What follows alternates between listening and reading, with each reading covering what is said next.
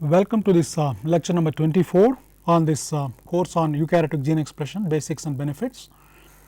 This lecture number 24 we are going to spend some time to discuss about what is the importance of gene regulation during embryonic development, and we are going to start with Drosophila melanogaster, the fruit fly, and try to understand how from the fertilized egg to the adult fly how gene expression plays a very important role in various stages of embryonic development. We have chosen Drosophila as a model system to begin this lecture series on the importance of gene regulation during embryonic development, because Drosophila has been an excellent model system to understand embryonic development, and it is a very versatile and easy to work with compared to other more complicated mammalian systems like mouse and so on. So, a lot of fundamental concepts on the importance of genes and their role in early embryonic development have come from Drosophila. So, what we will do in the next few minutes is to understand how from the stage of a egg through larva and finally metamorphosis into an adult fly, how gene expression plays a very important role, and how spatial and temporal expression of genes at various stages of development play a key role in the conversion or in the development of a fertilized egg into an adult fly. What are the importance of the gene expression? What is the importance of gene expression? So, we all know that an organism arises from a fertilized egg as a result of three key processes. One is the egg has to divide, so cell division is very important, and once the cell division proceeds and after a certain stage of cell division, the cells start undergoing differentiation. So, this is what is called as the cells which are actually totipotent to begin with. They then lose their totipotency and they become highly differentiated, so that each cell type now metamorphoses or differentiates into distinct tissue types or distinct organs. And finally, morphogenesis takes place, ultimately leading to the formation of specific organs or tissues and so on, leading to the formation of an adult. So, cell division, cell differentiation and morphogenesis are the three key processes which are involved in embryonic development, and in all these processes gene expression plays a very important role. So, regulation of gene expression is very key in the normal and harmonious development of an adult egg into an adult. So, following fertilization, as the egg starts dividing and development proceeds, cells which are initially undifferentiated, that is what we now call as embryonic stem cells, which are totipotent, they ultimately differentiate into specific cell types. So, this is the crux of embryonic development. The differential expression of genes in the embryonal cells plays a very important role in their differentiation into diverse cell types, tissues and organs during development. So, this is what we are going to try to understand, how differential expression of genes plays a very important role in the development of a embryo. And the regulation of gene expression during development is directed by two important events. One is maternal molecules which is present in the fertilized egg cytoplasm, and extracellular signals as well as cell interactions. So, these are some of the three key players that play a very important role in the regulation of gene expression during embryonic development. So, let us now try to understand how these processes regulate embryonic development. In animals, development and differentiation begin early in the embryo.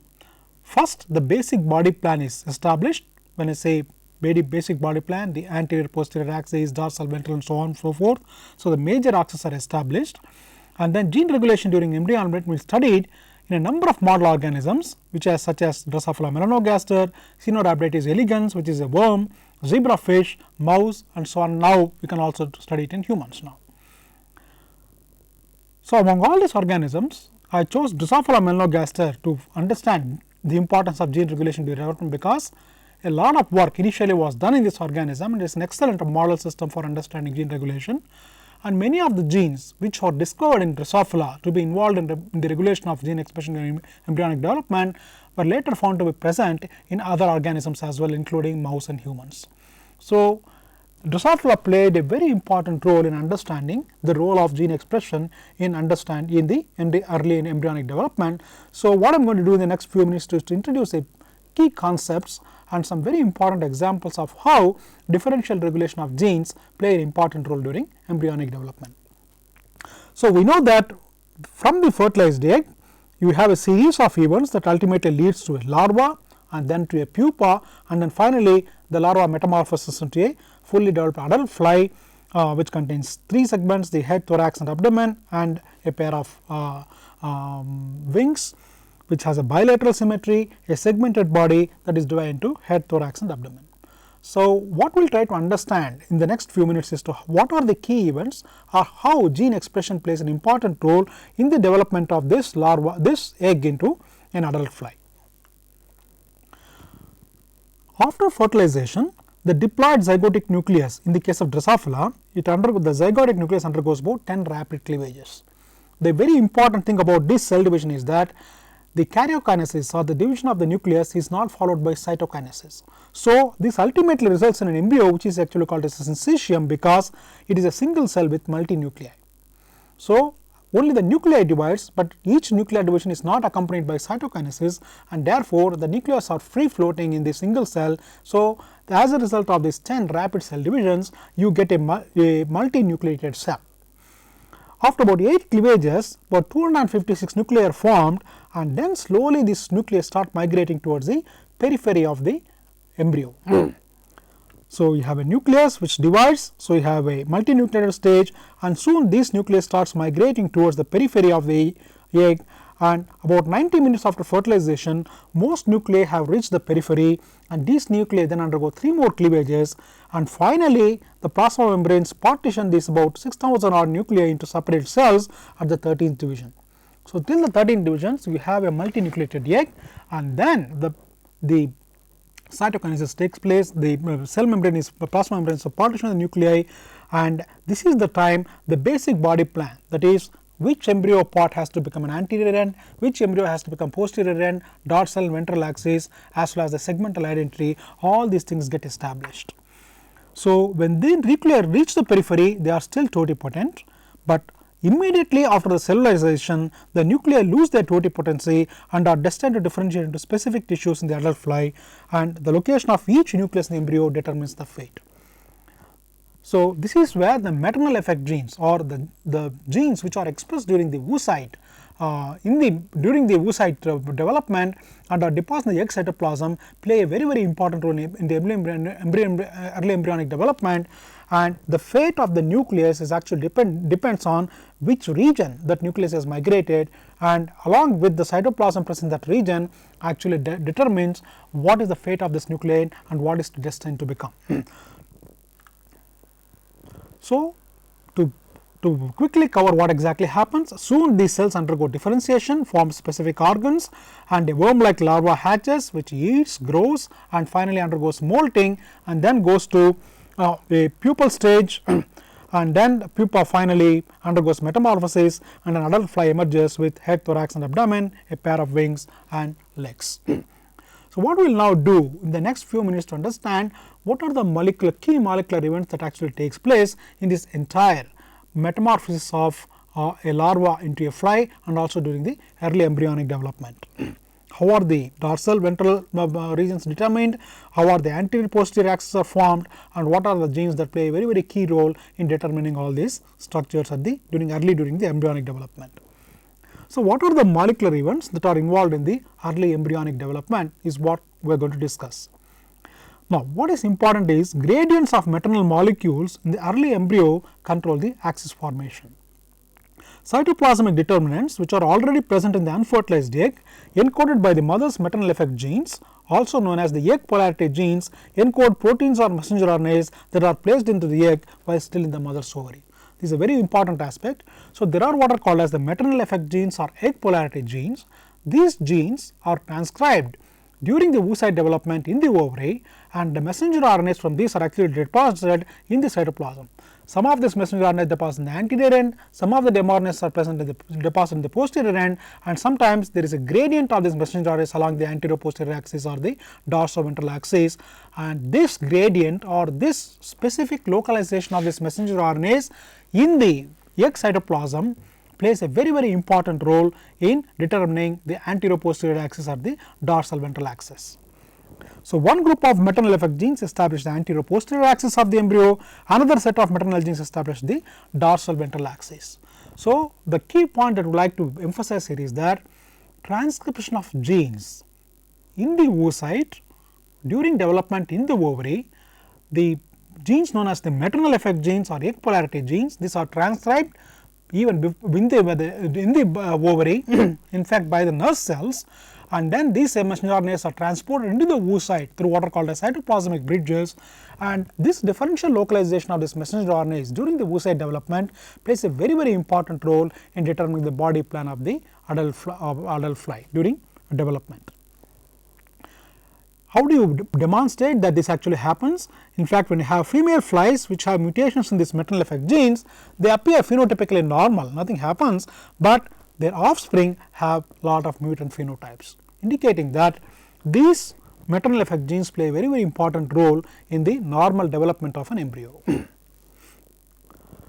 So, asymmetric distribution of messenger RNAs during cell division such that the daughter cells inherit different amounts of this mRNA play a very important role, and often these messenger RNAs which are synthesized during the oocyte stage they are differentially distributed, and this differential distribution of messenger RNAs plays a very important role in the determining the body plan during development.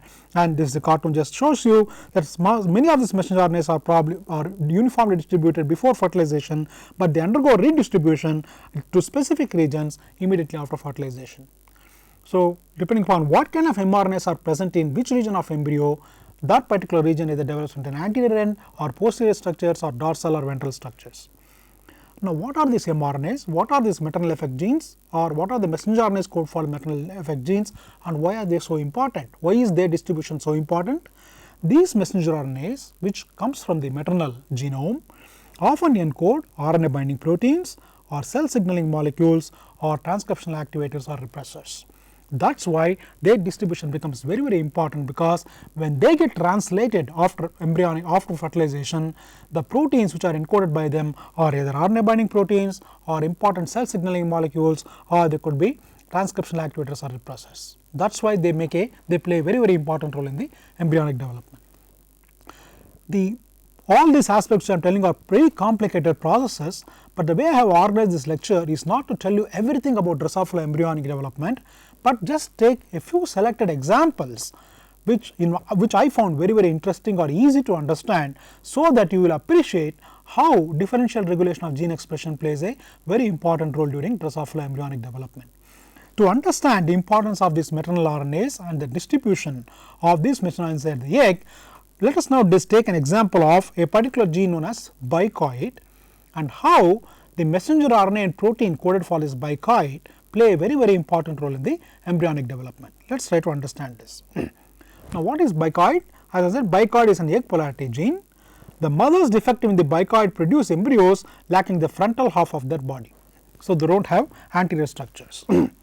So, you can see they have duplicate posterior structures at both ends. So, this is the normal fly, you have the head and tail and there are various segments, but if you have a mutations in this bicoid gene, now you have a mutant larva where you see the tail structures in both ends and you do not see the head structures are not formed, clearly indicating that this maternal effective gene or the egg polarity gene bicoid plays a very important role in determining the anterior structures or the head structures. So, let us now try to understand what is this bicoid protein and how it makes such an important difference in the formation of the head structures.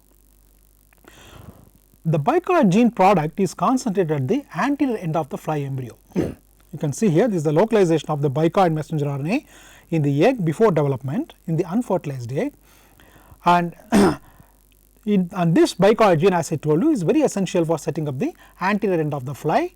If you have mutation in the bicoid protein, the anterior end is not formed and you actually see posterior structures being developed at both ends of the embryo.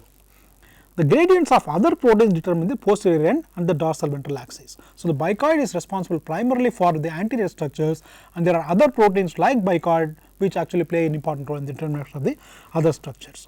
So, after the fertilization, this bicoid mRNA is transcribed and there is a gradient of the bicoid protein along the anterior end. So, this is the localization of the bicoid protein after fertilization in the early embryo, and this is the localization of bicoid mRNA before fertilization. So, this is primarily localized in the anterior end of the egg. Now, what is bicoid? The bicoid protein as well as many of the gene products of egg polarity genes, they are all nothing but they are all transcription factors and they regulate the expression of many embryonic genes. So, you can see now how transcription factors play a very important role in the regulation of embryonic development. many of the genes which are differentially expressed, either that comes from the maternal genome or which are actually synthesized or transcribed in zygotic nucleus, they all encode very potent transcription factors, and it is the spatial and temporal expression of these transcription factors or spatial and temporal distribution of these transcription factors which determines whether that particular region should form an anterior structure or posterior structure or dorsal or ventral region. Once the embryo's major axes are formed, so you have a set of genes called as the maternal effect genes.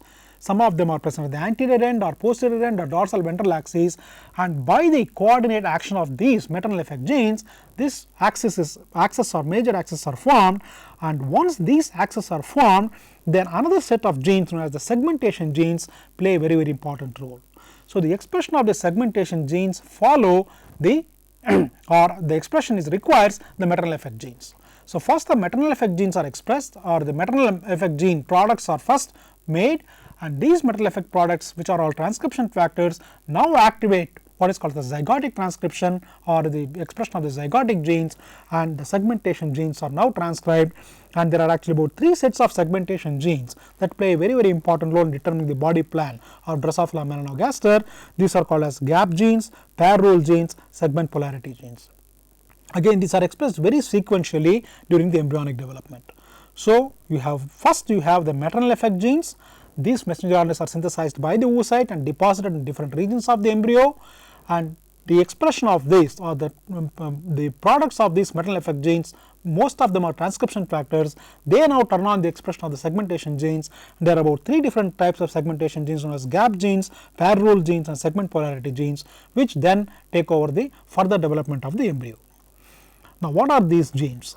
Gap genes are actually responsible for basic subdivisions along the embryo's anterior posterior axis, and mutations in this gene cause gaps in the animal segmentation. So, that is why they call this gap genes. Whereas and I have just given the expression of some of these gap genes in a normal embryo. Similarly, the pair role genes define the pattern in terms of pairs of segments, and mutations in these genes result in the embryos having half the normal number of segments. So, the pair role genes actually determine the number of segments, how many pairs of segments have to be formed, and if you have mutations in these pair role genes, the number of segments is dramatically altered, and you probably end up only with half the number of segments. The segment polarity genes that then set the anterior posterior axis of each segment, and mutations in these genes produce segments where part of the segment mirrors in another part of the same segment. So, the identity of the segment is determined by the segment polarity genes. So, I have gap genes, pair role genes and segment polarity genes, which play a very important role in the development. The products of many of the segmentation genes again are transcription factors, which then activate next set of genes, and again the products of these next set of genes can either be transcription factors or can code for some of the structural proteins. So, what I am trying to say here is that the entire embryonic development ultimately depends on sequential turning on and turning off of transcription factors. Either these transcription factors may be made from the maternal RNAs, which are stored in the excitoplasm, which then activate the genome of the zygotic nucleus, and again they code for transcription factors, and this sequential activation or repression of transcription factors play a very important role in the normal development of the Drosophila embryo. So, just to summarize this part what we have studied so far, the products of wake polarity genes regulate the regional expression of the gap genes. The gap genes control the localized expression of the pair role genes, and the pair role genes activate specific segment polarity genes in different parts of each segment. Segment polarity genes then activate what are known as the homeotic genes, which we will discuss in the next couple of minutes. So, we have the wake polarity genes, which now activate the gap genes then control the expression of pair role genes then activate specific segment polarity genes, and the segment polarity genes then activate what are called as the homeotic genes. So, this sequential expression of these genes plays a very important role in the early embryonic development.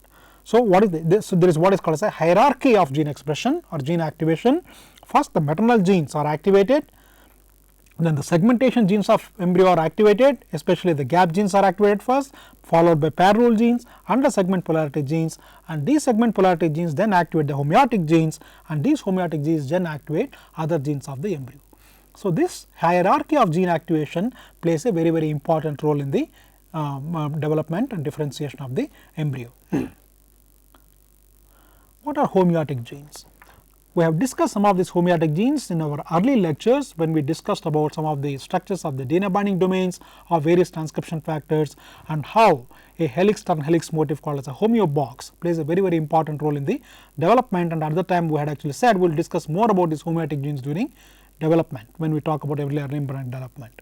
So, these homeotic genes are nothing but they are master regulatory genes which specify the types of appendages and other structures that each segment will form. Mutations in homeotic genes produce flies with structures in incorrect places. For example, if you have mutation in one homeotic gene, for example, instead of one pair of wings, the fly may develop two pairs of wings.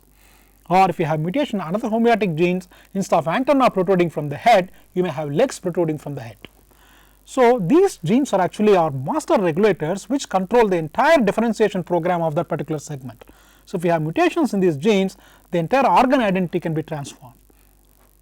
So, homeotic gene products are nothing but they are transcription factors which control the expression of genes responsible for specific anatomical structures.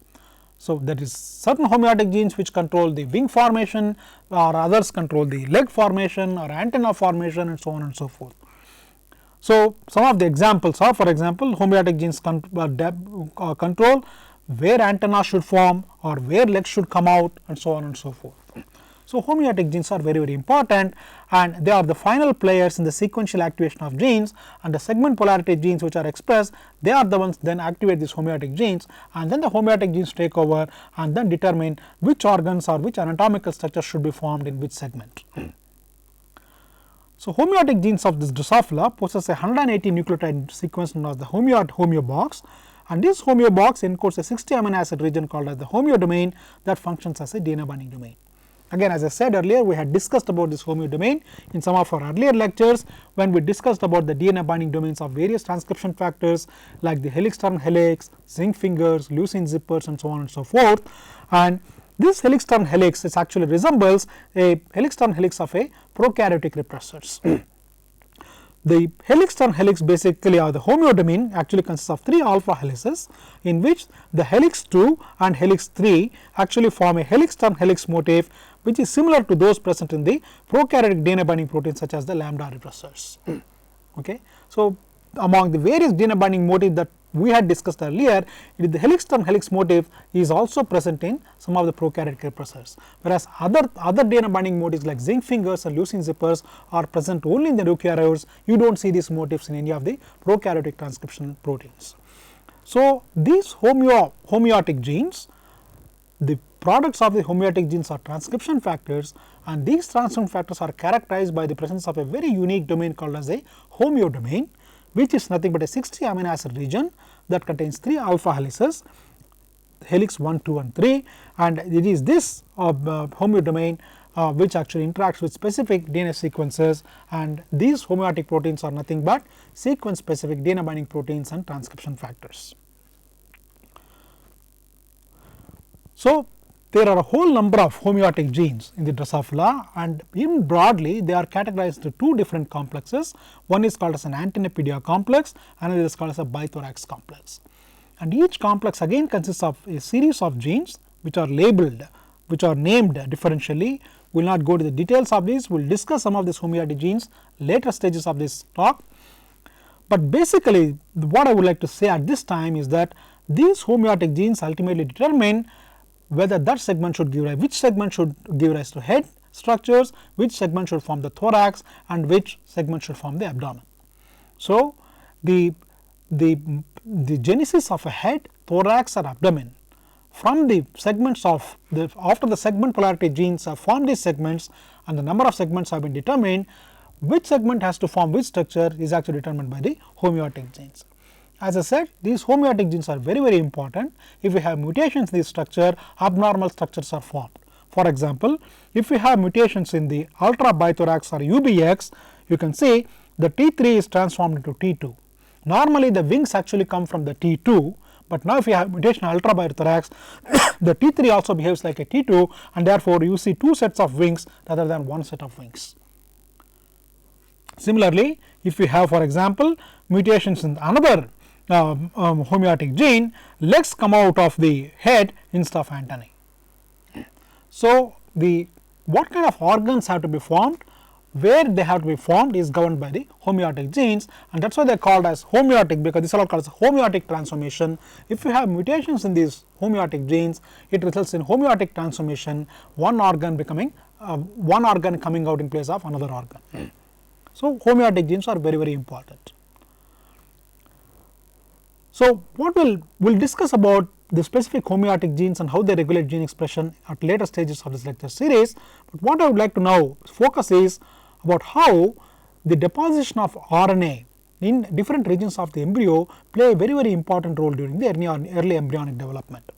Now, as I said earlier, segmentation is initiated by localized RNAs at the anterior and posterior poles of an unfertilized egg. I told you these are called the maternal effect genes. These are transcribed during the oocyte development, and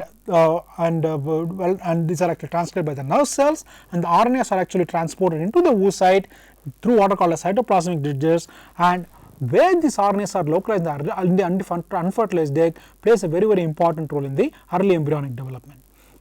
For example, the unfertilized egg contains two localized RNAs, one is called as the bicoid in the anterior regions and another called as the Oscar in the posterior regions. So, there are two maternal effect messenger RNAs called bicoid and Oscar. The bicoid mRNA is present in the anterior region of the embryo, whereas the Oscar messenger RNA is present in the posterior region of the unfertilized egg. The Oscar mRNA is nothing but it encodes an RNA-binding protein that regulates the assembly of what is called a polar granule, which actually controls the development of tissues arising from the posterior regions of the early embryo. So, you can see the localization of these RNAs plays a very important role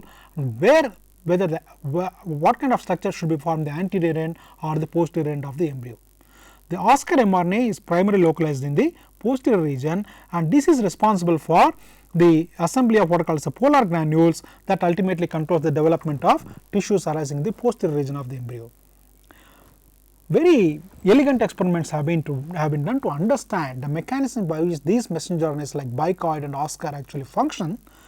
It turns out the bicoid messenger RNA contains an untranslated region, and this untranslated region is actually responsible for its localization in the anterior pole, whereas the untranslated region of the Oscar messenger RNA is responsible for its localization in the posterior region. So, both these messenger RNAs, bicoid as well as Oscar, contain specific untranslated region sequences, and these untranslated regions are actually responsible for their specific localizations either in the anterior end in the case of the bicoid or posterior end in the case of the Oscar. Now, how do you demonstrate that it is these untranslated regions which are responsible for the differential localization of these messenger RNAs in the early embryo? Very interesting experiments have been done. What you do is, you now take the bicoid untranslated region and replace the Oscar messenger RNA untranslated region with that of bicoid messenger RNA. So, you have an Oscar messenger RNA which consists of bicoid untranslated region instead of the Oscar untranslated region. When you have such an mRNA is expressed, you actually develop posterior structures in both ends, clearly indicating that these untranslated regions of these two mRNAs are very distinct, and one is responsible for formation of anterior structure, another is responsible for the posterior structure. And if you now replace the Oscar messenger RNA untranslated with that of the bicoid messenger RNA, you actually see the posterior structure in both. So, a modified Oscar messenger RNA that contains bicoid untranslated region is localized to the anterior pole, and this mislocalization of the Oscar causes the formation of poles in the anterior region. So, the Oscar mRNA should normally be present in the posterior region, that is because it has its own untranslated region, but if you now replace that untranslated region with that of bicoid, and the bicoid untranslated region actually is responsible for localization of the mRNA in the anterior region. So, instead of localizing the anterior region, now the posterior region, the Oscar messenger RNA is now also localized in the anterior region. As a result, the posterior structures are formed both in the anterior as well as posterior ends. So, these kinds of experiments clearly demonstrated that a specific region in these messenger RNAs plays a very important role in the differential localization of these messenger RNAs in the embryo. So, the bicoid gradient. So, when the bicoid messenger RNA gets translated, it results in the formation of a bicoid gradient, and this bicoid gradient which is present in the anterior-posterior axis, that actually regulates the expression of segmentation genes in a concentration dependent manner. So, you can see how the levels of the transcription factor or the concentration gradient of the transcription factors such as bicoid in embryo actually determines what kind of segmentation genes to be expressed in the anterior-posterior axis. For example, there are very high levels of the bicoid protein in the anterior regions and intermediate levels in the central region and very low levels towards the posterior region. Remember, you can see in the 1/3 of the posterior half you do not see bicoid. So, the bicoid gradient is present in the 2/3 of the embryo, with the highest being in the anterior region and little bit less in the or intermediate levels in the middle region and very low levels in the posterior region. And depending upon the levels of this bicoid protein, different kinds of genes are expressed in these different regions. Now, a protein, for example, a gene codes for a protein called orthodentical is activated only when the bicoid levels are very high. So, this orthodentical therefore is expressed only in the anterior region, because this is the region where the bicoid concentration is very high. Now, why is this so? This is because the enhancer elements to which this bicoid protein binds are rather low affinity binding sites for orthodentical, and therefore, in order for these binding sites to be occupied by bicoid, you require very high concentrations of the bicoid. So, depending on the affinity of the DNA sequence to the bicoid protein, whether the gene is turned on or turned off is determined. So, the orthodentical, which is a, these names are a little bit funny, but so you do not have to worry, but what is important for us to is remember the conceptual concepts that are more important rather than the names. What I am trying to develop, what I am trying to drive at here is that the concentration of the transcription factor along the anterior-posterior axis of the embryo plays a very important role in what kind of genes to be activated in which region. In the anterior region, where the bicoid transcription factor is present at very high levels, because of these high levels, this a protein called as orthodentical, the gene coding for a protein called orthodentical is activated. Whereas, another protein called the hunchback is activated both by high as well as intermediate levels of the bicoid protein, and therefore, the hunchback is expressed not only in the anterior region, but also in the thorax region. So, you can see when the bicoid protein is present in very high concentration, a gene called orthodentical is expressed only in the head region, because this gene expression requires very high levels of bicoid protein. Whereas, another gene called hunchback can be expressed either when you have high levels or intermediate levels of the bicoid protein, and therefore, this gene is expressed both in the head region as well as in the thorax region. So, you can see how the levels of a transcription factor can actually determine which genes has to be turned on in which region of the embryo.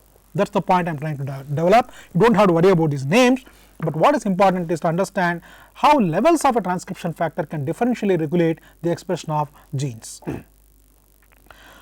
And this gene known as hunchback is also regulated at the level of translation. Now, although we are talking primarily in this lecture series, we are going to talk primarily about regulation of gene expression at the level of transcription. Remember, there are other levels of regulation also very important. There is what is called post-transcriptional regulation of gene expression, there is transcriptional regulation of translational regulation of gene expression, post-translation regulation of post-translation regulation, and also regulation at the level of nucleocytoplasmic transport, and so on and so forth. So, although in this lecture series we focus primarily on the regulation of at the level of transcriptionization, the other events are also equally important. So, I am just giving you one example here. As I told in the previous slide, the expression of hunchback requires a protein called as bicoid protein, and the hunchback is expressed in the dorsal, in the anterior as well as the head region as well as thorax region, because it can be activated by both high as well as intermediate concentrations of the bicoid transcription factor. Now, in addition to this transcriptional regulation, the expression of hunchback is also regulated at the level of translation. Now, let us see how it is. Now, the translation of this hunchback RNA is blocked in the posterior regions by RNA binding protein called as nanos. As I told you, the hunchback is expressed only in the head and thorax region, but is not expressed in the abdomen region. Why is this protein not expressed in the abdominal region? That is because the translation of this hunchback messenger RNA is prevented by a protein called nanos, which is an RNA binding protein. So, after the nanos mRNA is translated, the protein diffuses from the posterior regions to form a gradient, and the translation of the maternal hunchback RNA is arrested by the nanos protein. The nanos gradient therefore leads to the formation of a reciprocal hunchback gradient in the anterior region. So, the nanos which is present in the posterior region, that now binds into the hunchback messenger RNA, and as a result the nanos is very high in the posterior region, but as you come towards the anterior region the nanos concentration comes down. So, this is reverse of the bicoid. So, the bicoid concentration is very high in the head region and comes down towards the posterior region, whereas the nanos is present in very high in the posterior, but slowly the levels are low in the towards the anterior region. And when this nanos is present in high concentration, this nanos binds to the messenger RNA of hunchback and prevents its translation. Let us see how it happens. It turns out this hunchback messenger RNA contains a sequence called as a nanos response element. Now, when nanos is not there, a protein called as pumilo binds to this nanos response element, and as a result this hunchback messenger RNA undergoes polyadenylation, and once it is polyadenylated, it is very efficiently translated into a hunchback messenger RNA, and then the hunchback protein is formed. So, the gene coding for hunchback contains a nanos response element, and in the absence of nanos this is bound by pumilo, and therefore this RNA can now be polyadenylated, and therefore results in the translation of hunchback mRNA leading to the formation of the hunchback protein. But when nanos is present and when hunchback is protein, it promotes the formation of anterior structures like head and thorax. In the posterior regions, since the nanos is expressed only at the posterior regions, when the nanos is expressed in the abdominal regions or the posterior regions of the embryo, now nanos goes and binds to this nanos response element, and binding of this nanos prevents polyadenylation of the nanos messenger RNA, and therefore or deadenylation of messenger RNA, therefore this hunchback RNA is not translated, and therefore hunchback protein is not made, and as a result in the abdominal region the abdominal structures are formed. So, you can see how a gene called hunchback is regulated both at the level of transcription as well as at the level of translation. The transcription regulation is brought about by a transcription factor called bicoid. The bicoid levels ensures that the hunchback is transcribed or is transcribed only at the head and thorax regions, because the hunchback transcription requires both high as well as intermediate levels of the bicoid mRNA, and because the bicoid is present in a gradient with high concentration at the head region, low in the thorax region, this hunchback expression is activated both in the head and thorax region, and therefore it results in the formation of the anterior structures. Okay. But why hunchback is not made, protein is not made in the abdominal region? That is because a protein called as nanos, which is present high concentration in the posterior regions, prevents the polyadenylation of the hunchback messenger RNA, and as a result hunchback protein is not expressed in the abdominal region, and therefore anterior structures are not formed here, and therefore that region now gets formed, abdominal structures are formed in that particular region. So, you can see both the transcription as well as translational regulation ultimately determined how a hunchback protein can form head and thorax structures in the anterior region and abdominal region in the posterior region. So, this is just the summary of what I have told you. The anterior portion of embryo actually is determined by the bicoid messenger RNA, which is a maternal effect gene. It is actually made during the oocyte and is deposited in the oocyte before fertilization, and is present in a gradient with very high concentration in the anterior region, and the bicoid mRNA is translated into bicoid protein immediately after fertilization. Again the bicoid protein is present in a kind of gradient with high levels in the anterior region, and slowly the levels keep coming down towards the posterior region. Now, this bicoid protein now stimulates hunchback transcription because of the transcription factor. So, this hunchback gene now makes hunchback RNA, hunchback messenger RNA is translated into hunchback protein, and this hunchback protein now represses the expression of genes required for abdominal structure formation, and therefore the thoracic head genes are transcribed, and therefore this region where hunchback is expressed or hunchback protein is made now gets transformed, leads to the formation of head and thorax. Now, the posterior portion of the embryo, there are maternal posterior organization messenger RNAs and proteins.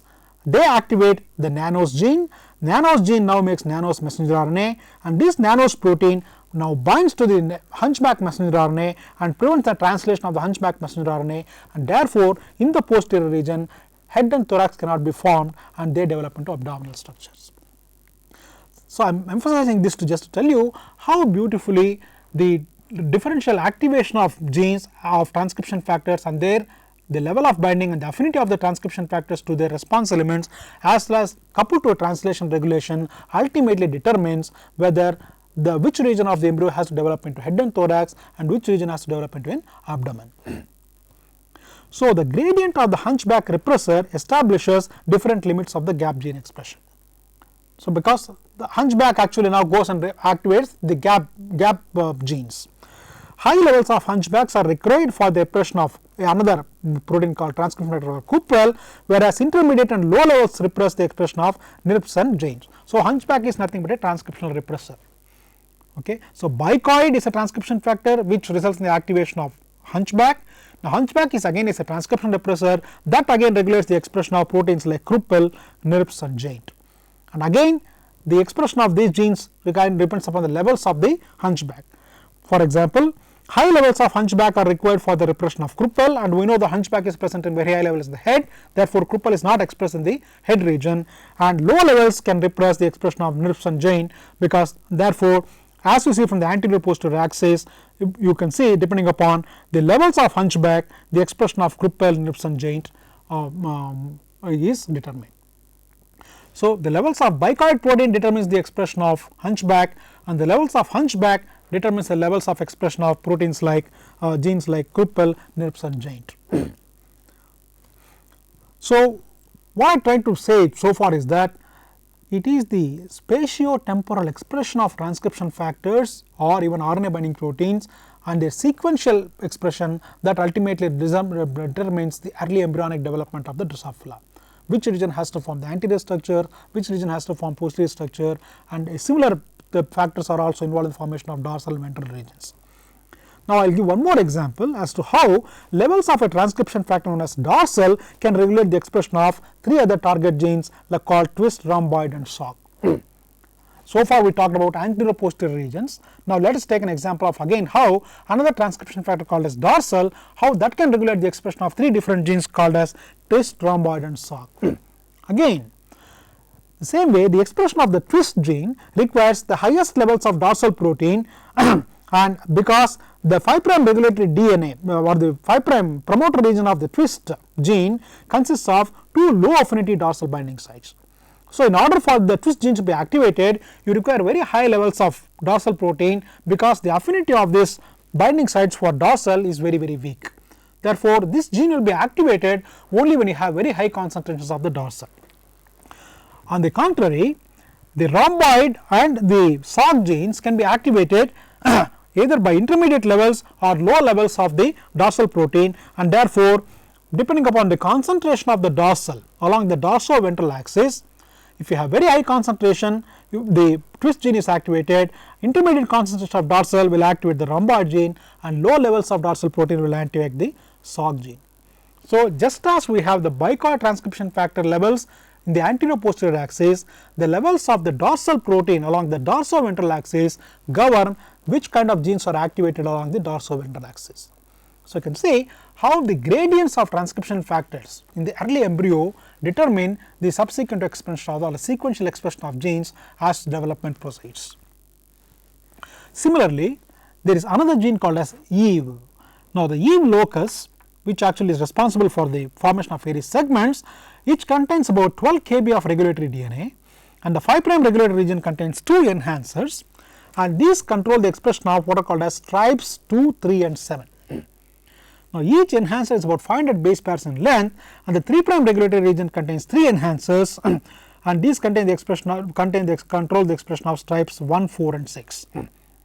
So, it is a huge enhancer region, and these enhancer regions ultimately control the formation of what are called as stripes and each of these 500 base pair enhancers contain a total of 12 binding sites for transcription for a variety of transcription factors like bicoid, hunchback as well as transcription repressors, KUPL and GAINT proteins. We just discussed how these proteins are all expressed. Now, bicoid is a maternal effect gene, bicoid controls the expression of hunchback, hunchback then controls the expression of other proteins, and then how a dorsal protein controls the expression of KUPL, GAINT and so on and so forth. Now, it turns out these enhancers of this Eve protein, Eve gene contain binding sites for all these transcription factors, both transcription activators as well as transcription repressors. Bicoid and hunchback are transcription activators, KUPL and GAINT are transcription repressors. Now, I am not going to the details because this is a the regulation of the Eve locus is a very complex pattern. I do not want to go into details of how a complex interplay or the binding of these transcriptional activators and repressors govern the expression of this Eve, but suffice to understand at this stage that complex interactions between transcription activators and repressors and the 5 enhancers of the Eve regulatory region regulate the expression of the 7 Eve stripes in the early embryo. So, how these 7 different stripes are formed in the early in the Drosophila embryo depends on the complex interplay between the binding of bicoid, hunchback, Kruppel and Jane to the regulatory regions of the Eve gene. And I do not want to go to the details because we do not have time to discuss how these interactions takes place and how these interactions are the mutually exclusive binding of these activators and repressors govern the expression of this Eve gene along the embryo. So, what I have tried to say so far is that the genes which control the early stages of Drosophila development encode transcription factors. I gave 2 or 3 examples, like how one of the examples is the bicoid protein which is involved in the formation of anterior-posterior axis, and I gave an example of protein like Dorsal which is responsible for the dorsoventral gradient, and that is responsible for expression of whose concentration is responsible for expression of other genes. So, the concentrations of proteins like Dorsal and bicoid determines what kind of genes are activated in which regions of the embryo, and depending upon their expression either anterior structures like head and thorax are formed or posterior structures like abdomen are formed, and similarly the dorsal ventral structures are formed.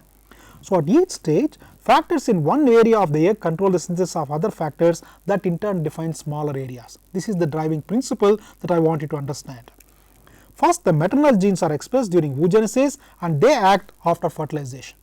So, these maternal effect genes are actually translated what are called as the nurse cells which provide nutrition to the developing oocyte, and these RNAs which are translated by the nurse cells through what are called as cytoplasmic bridges is deposited into the oocyte in a either anterior-posterior gradient or dorsoventral gradient.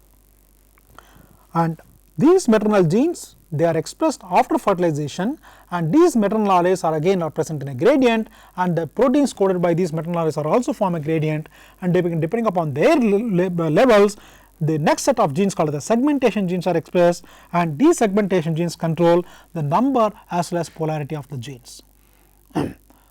So, once the number and polarity of the genes are established due to the expression of the maternal genes and the segmentation genes, then which segment should become what?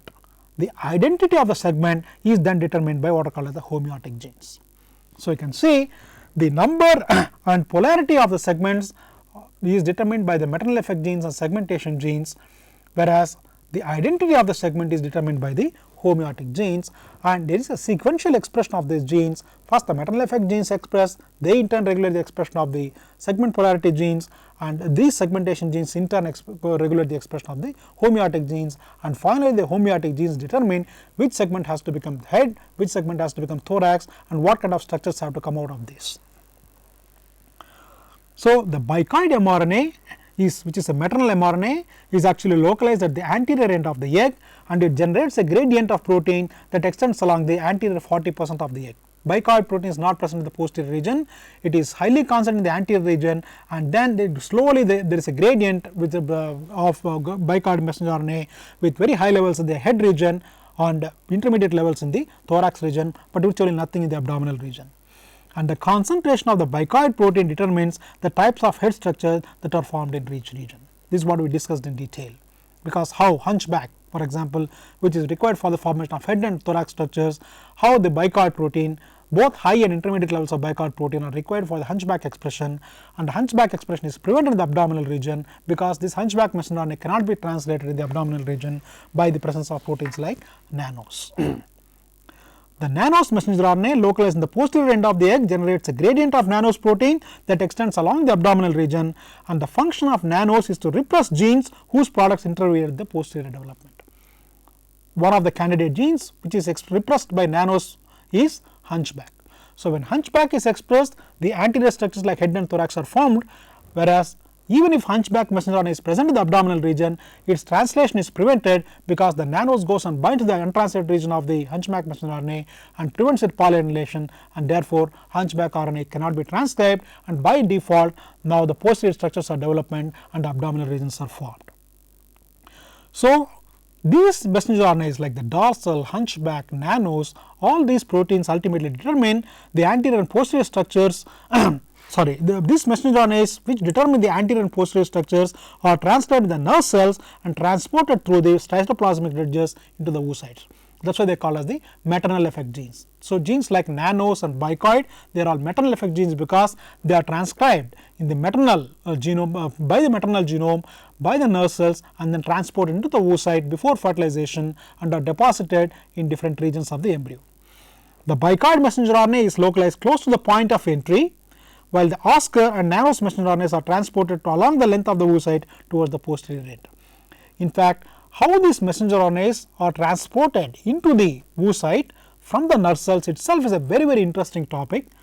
In fact, the movement of these messenger RNAs in the oocyte, because some are deposited in the anterior end, some of them traverse all through the embryo or deposit in the posterior end, and how these messenger RNAs are transported and deposit in different regions of embryo, this is actually accomplished by a motor attached to microtubules. This itself is a very interesting story of how these maternal mRNAs are transported along the oocyte, and some are deposited in the anterior end and some are taken all the way, some traverse all the way through the embryo and deposit near the posterior end, and molecular motors are involved, and these RNAs bind to specific proteins, and proteins like myosin and actin are involved in the transport of the messenger RNA along the embryo. So the point I try to emphasize in this lecture series is I gave you some very simple examples of how transcription factors like bicoid and hunchback are responsible for the formation of head and thorax structures, and how proteins like nanos play a very important role in the expression of the posterior structures, and similarly transcription factors like dorsal play a very important role in the dorsal ventral structures, and our homeotic genes which encode again homeotic transcription factor contains the homeobox, and then work on these various segments and then transform them into specific head, thorax or abdominal segments. So the take home message is spatial and temporal expression of genes play a very important role in the regulation of early embryonic development in Drosophila. As I said, I have highly simplified the entire embryonic development, early embryonic development of Drosophila. If one can spend one entire lecture just discussing how bicoid protein regulates the expression of hunchbacks, or how nanos regulates the expression of prevents the expression of hunchbacks, or how the bicoid and nanos proteins are transported along the embryo in the oocyte along the oocyte before fertilization, and how these molecular motors ensure that bicoid is deposited at high levels in the anterior region, whereas nanos is deposited at high levels in the posterior region. Each one itself can be a lecture by itself, and these are all wonderful topics to discuss, but the purpose of this lecture is to actually introduce to you to some of these fascinating aspects of development regulation of gene expression, so that you can now go and refer some of the literature that I am going to cite now and read little bit more about, and then try to understand the exact mechanisms by which these transcription factors work and then bring about early embryonic development. So what I have now given is I gave you some very specific references that you can read and then develop your knowledge further on these topics. There is a very nice review in Science in 2001, patterns of gene expression during Drosophila mesodome development. The standard textbook, you can read Genes 8 or even Genes 9 by Benjamin Levin. Almost the last but one chapter is devoted for embryonic the regulation of gene expression during development, and with very nice pictorial cartoons and figures, a very nice way the entire development regulation is explained here. And there are also a number of websites which you can refer, where fantastic information is available, including videos. Some of them are listed here, and there are also nice books like The Making of Fly by Peter Lawrence, The Development of Drosophila melanogaster, Fly Pushing, the Theory and Practice in Drosophila Genetics.